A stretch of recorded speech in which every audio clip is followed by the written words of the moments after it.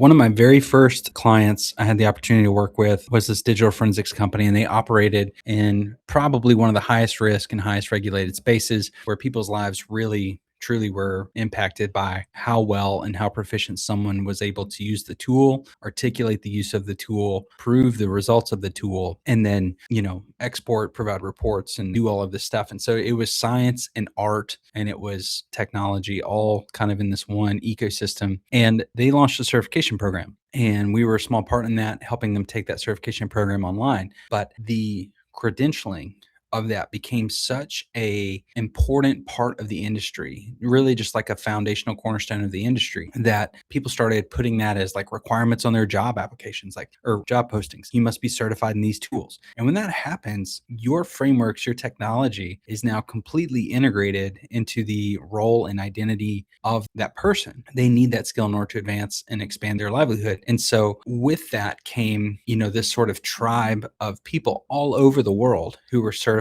who were advancing and trying to push the limits of what the tools could do. And that in and of itself kind of created this like fear of missing out in a way. Like if you weren't certified and you were in our space, you weren't in the club. And it's not in a bad way, right? But it created this sense of like belonging and like, I want to have that because in order for me to be the very best I can be and be respected by my peers and that sort of stuff, I need that in order to be successful. And so I've seen that work really, really well to the point where training sales were outpacing product sales because the individual customer may not necessarily buy the product, but the organization was buying the product. And so the orgs were buying products and individuals are going out and paying for the certification on their own and then trying to figure out how to get reimbursed or not. But they knew that the training was so valuable that they would even pay for it on their own or figure out some future expense reimbursement so that they could be included and have the opportunity in their career or have the mobility or the freedom in their career because they achieved or attained that credential. You also see this in like video editing land. I know I mentioned this in clips, but it's just a community I'm really passionate about. And it's like, you see that in DaVinci and you see that in Premiere and CRM land, you see that in HubSpot and you see that in Salesforce. And once you're in this club, this community, if you will, like your sense of belonging, your sense of skill set, your reinforcement of skills and perspectives and opinions,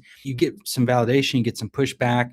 Hopefully you don't get this echo chamber effect, but you get this universe where your beliefs are either reinforced or challenged in positive ways, and you grow as a result of that.